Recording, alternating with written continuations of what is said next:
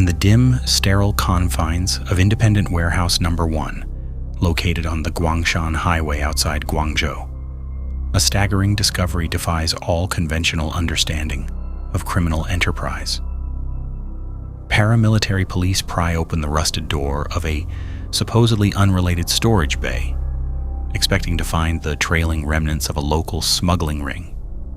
Instead, they face a physical and sensory assault that paralyzes the investigative unit. Stacked floor to ceiling are 554 identical cardboard boxes. Inside these boxes lie vacuum-sealed bags of a crystalline substance. When the authorities empty the containers onto a staging area for cataloging, the sheer volume of the synthetic material covers the entire surface area of a regulation basketball court. The air grows thick with the sharp, metallic scent of highly purified synthetics. The inventory totals 11.08 metric tons of 99% pure methamphetamine. It is a volume so massive that it equals double the total amount of methamphetamine seized globally the previous year. The authorities realize they have not simply uncovered a cartel stash, they have stumbled into the beating heart of an unprecedented chemical empire. Yet the architect capable of engineering this staggering volume is nowhere to be found, leaving behind only a ghost in the system.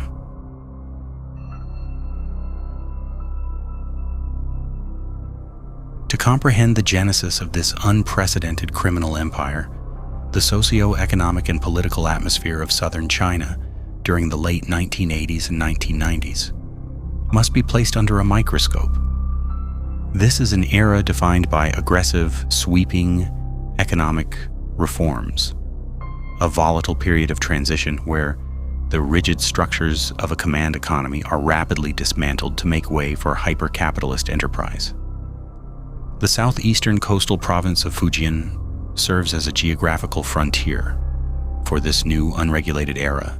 Cities like Fujian, nestled within mountainous terrain, yet possessing vital maritime access, develop into deeply dualistic landscapes. On the surface, these coastal hubs are celebrated as centers of legitimate manufacturing and export driving the nation's economic boom.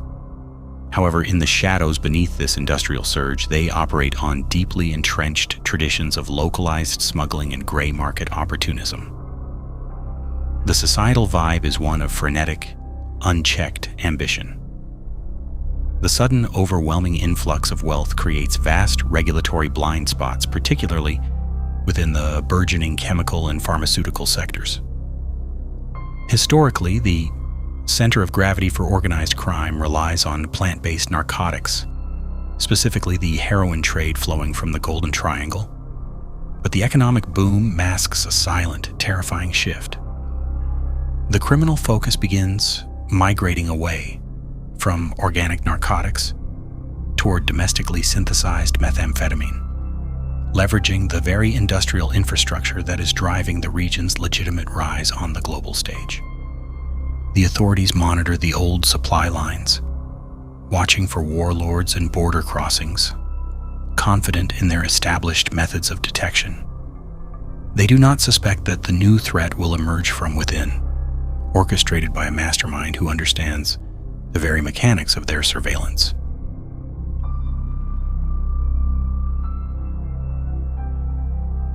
The architect of this new era is forged in extreme poverty. Born on March 5, 1965 in Fuan, Fujian, Liu Zhaohua exhibits an early extraordinary intellect. His childhood is marred by hardship. His father dies when Liu is only 12 years old, leaving a bedridden mother and an eldest brother to raise the young boy. Despite his absolute lack of financial resources, Liu possesses a genius-level aptitude for molecular structures. In 1979, he proves this innate capability by winning second place in a prestigious provincial chemistry competition. However, poverty dictates his path, forcing him to drop out of high school. Seeking stability, he joins the border guards and subsequently transitions into the judicial system. By 1988, Liu serves as a respected court bailiff at the Fuan People's Court. He is highly competent, earning an Advanced Worker Award and a third-class merit citation for his physical prowess and tactical acumen.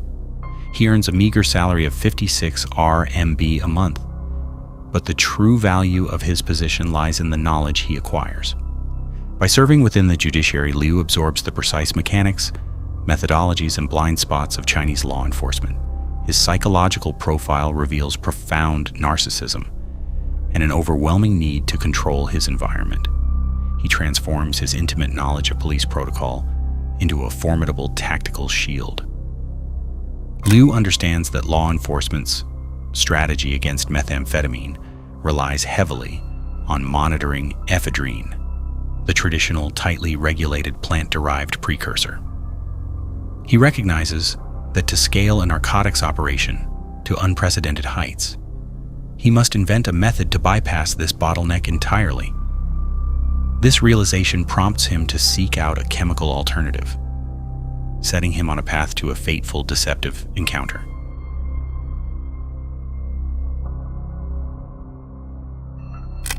In the early months of 1996, the facade of Liu's legitimate life begins to fracture.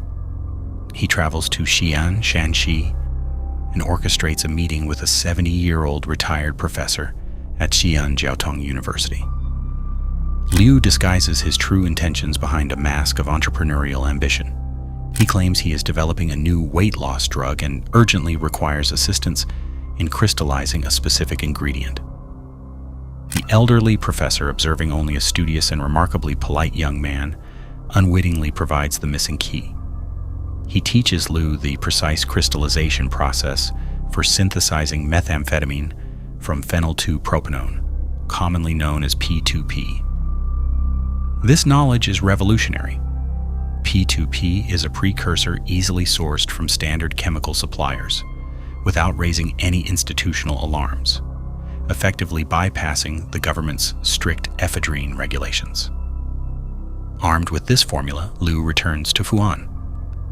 By May 1996, he constructs his first illicit laboratory under the legitimate front of Fujian Hongfa Plastic in Saiki.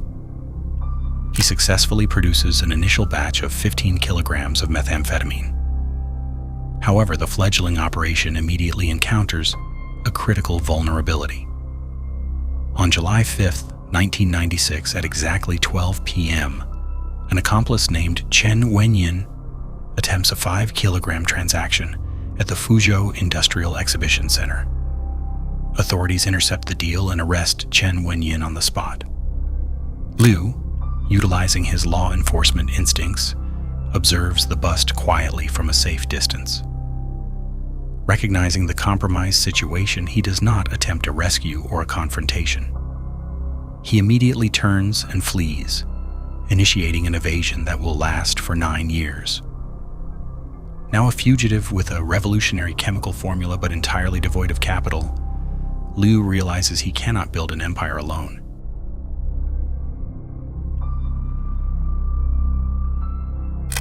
To scale his chemical vision, Liu Zhaohua turns his attention southward to the rural municipality of Puning in Guangdong province.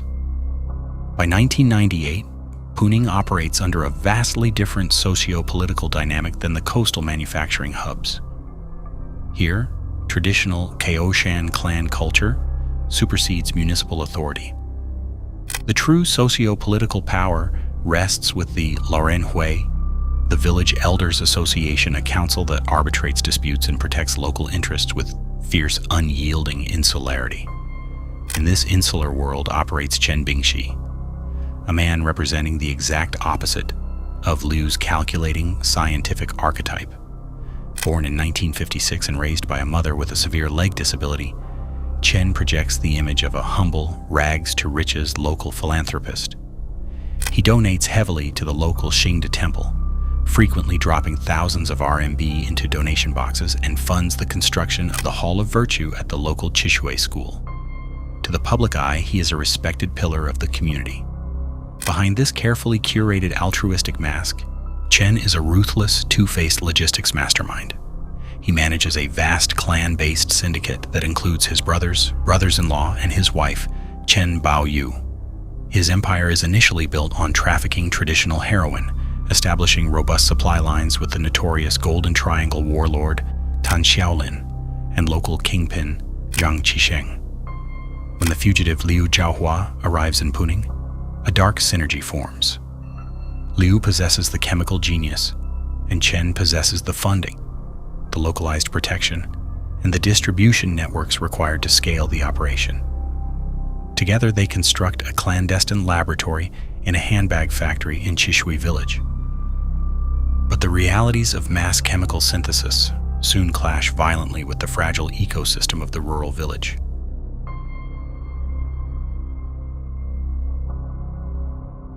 In the spring of 1998, the Chishui village laboratory begins operations, hidden within a dilapidated handbag processing plant owned by Chen Bingshi's brother-in-law.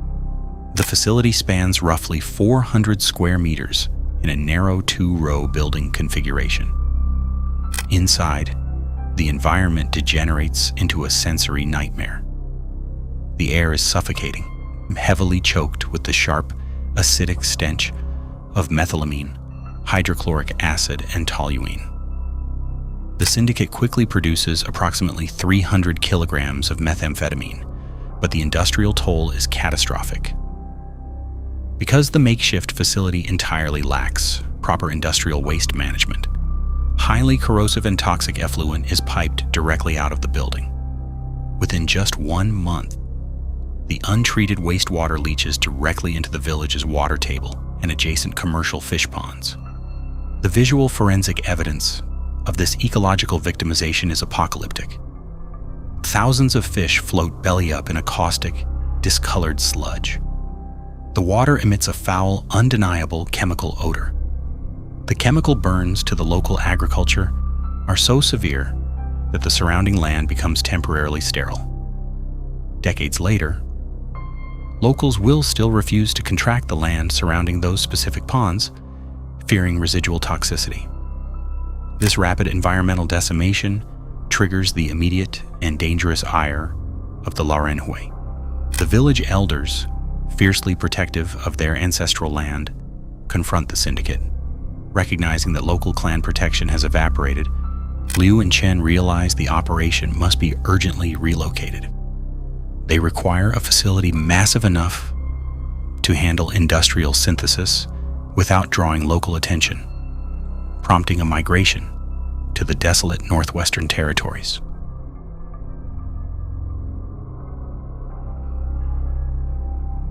By October 1998, the cartel uproots its entire manufacturing base and relocates to Yinchuan in the northwestern province of Ningxia.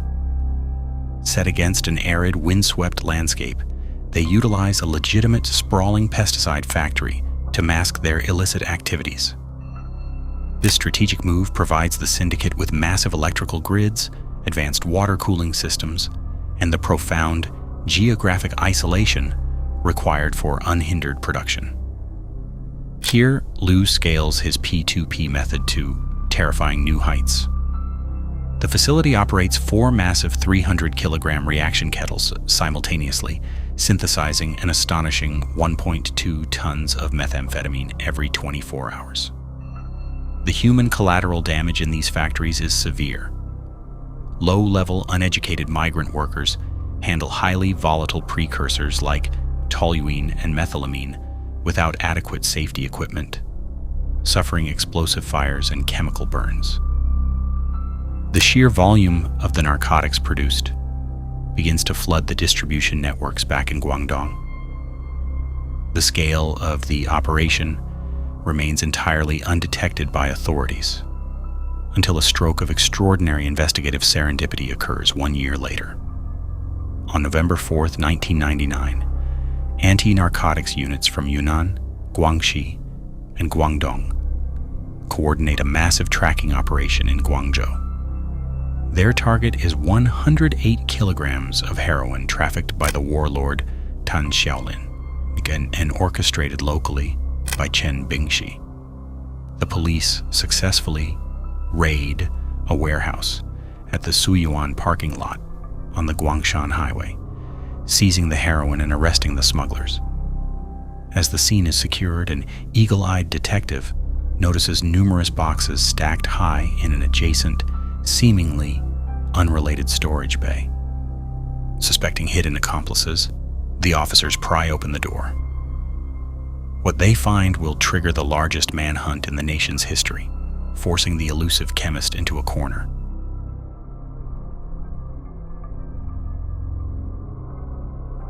The adjacent storage bay reveals the staggering 11.08 tons of pure methamphetamine, a discarded shipping manifest found amidst the 554 cardboard boxes allows investigators to trace the point of origin directly back to the pesticide factory in Yinchuan, exposing the entire super lab network. The authorities rapidly throw a heavily blockaded net over the city of Guangzhou, desperate to capture the mastermind before he realizes his empire has fallen.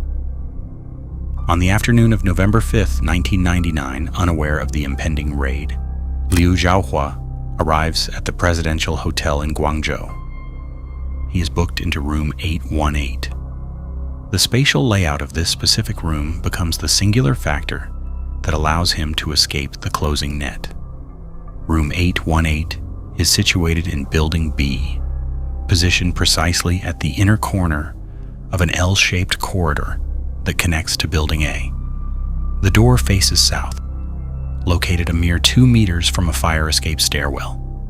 The primary elevators, however, are situated much further down the long hall, displaying the deeply ingrained caution of a former bailiff. Liu refuses to take the elevator directly to the 8th floor.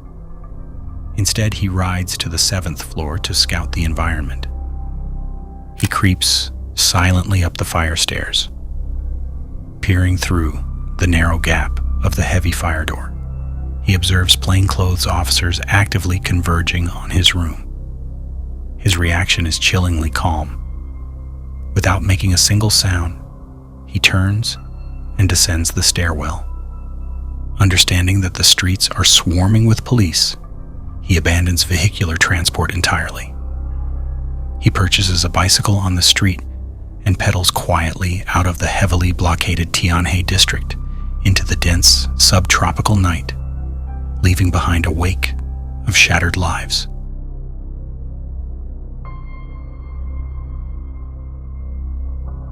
The psychological forensics of the Syndicate reveal a landscape of total familial destruction, exposing the profound human cost inflicted upon the women and children tethered to the perpetrators.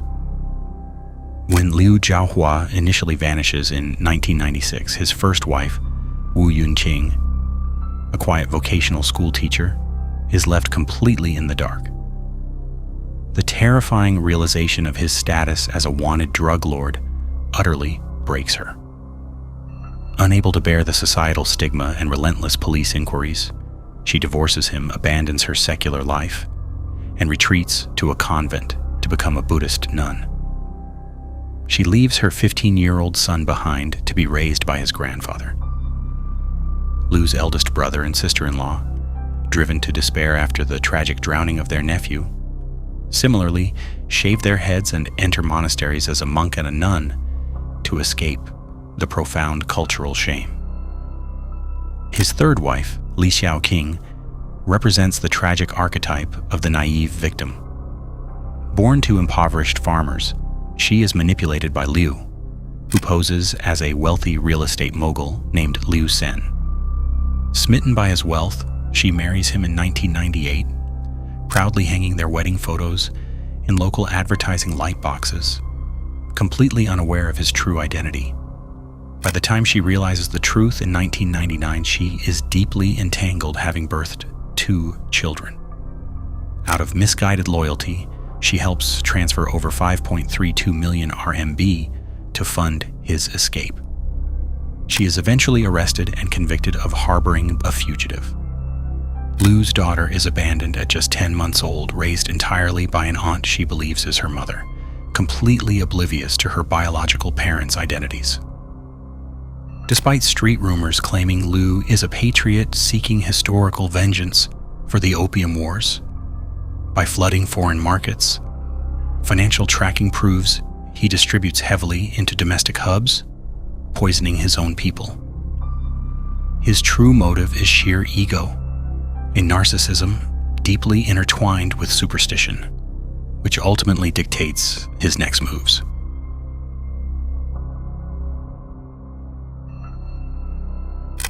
During his years on the run, Liu's deeply ingrained superstitions guide his evasion tactics. He consults a Buddhist fortune teller who advises him that his elemental destiny severely lacks wood. Consequently, Liu meticulously constructs his new life around this element. Between 2000 and 2004, he relocates to Guangxi. He adopts the alias Li Senking, deliberately choosing characters heavily featuring the Chinese radical for wood. He embeds himself in local high society, posing as a high-profile biotech investor cultivating vast tracts of yew trees. He firmly believes that surrounding himself with physical timber will spiritually and physically shield him from the relentless police pursuit. However, the Ministry of Public Security alters its strategy. On the afternoon of November 24th, 2004, at exactly 4 p.m., the authorities take the unprecedented step of broadcasting a Level A warrant on national television. The highly watched investigative program, Zhaodian Fangtan, displays his face alongside a 380,000 RMB bounty. The switchboard immediately lights up with two separate calls from Gillen identifying the wealthy boss of Sense and Biotechnology. Liu watches the broadcast live from a hotel room. He casually remarks on the situation to his associates and instantly flees the city. He seeks refuge deep within a damp, pitch-black limestone karst cave. For 16 harrowing days, he survives in total isolation amidst dripping stalactites and freezing dampness. When police finally discover and breach the hideout in mid-December, the cavern is empty. On the rock wall, they find a single piece of taunting graffiti reading, "Liu Zhaohua was here." But the digital forensics tracking his financial network are slowly tightening the noose.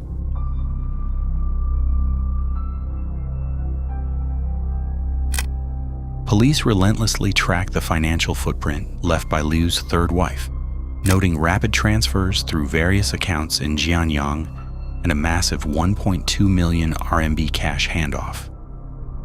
By monitoring the communications of Liu's remaining loyalists, investigators detect subtle movements heading back toward his hometown of Fujian prior to the Lunar New Year in 2005.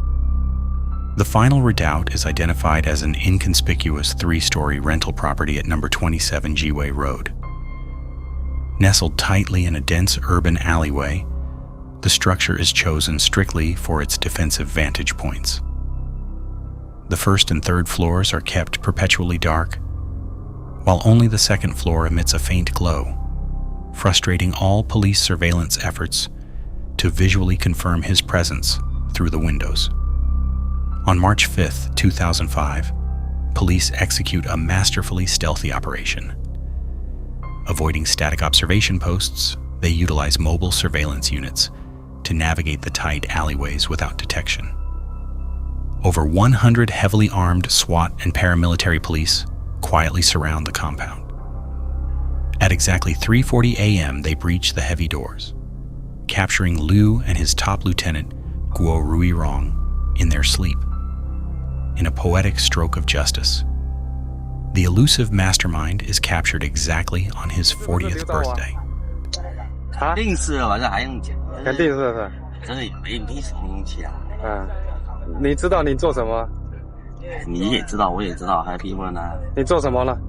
做什么你也不要去问了啊！这个自然有人来问，你也当过警，后面就是警，大家都是警嘛。我希望我们如果坦诚的，这个没问题。但是我希望你呢，不要去连累两个人。这个东西呢，是我的就是我的，你们不要想做一个什么渠道来给我。你们想知道什么事情，你列一个清单，清单。或者来讲呢，你做一个提纲。你如果想呢，以自费， The trial commences on June 26, 2006 in Guangzhou, requiring the mobilization of the entire courthouse police force due to unprecedented security threats. Despite evidence proving the manufacture of 18.75 tons of methamphetamine, Liu remains arrogantly defiant, claiming he was merely manufacturing weight loss medicine. On September 15, 2009, Liu is executed via lethal injection. His partner, Chen Bingxi, is executed in January 2009. His final words a tearful plea to his children to never break the law. The physical remnants of their empire, from the toxic Chishui factory to the Guilin biotech firms, are sanitized or dismantled by the state. But the societal wounds remain unhealed.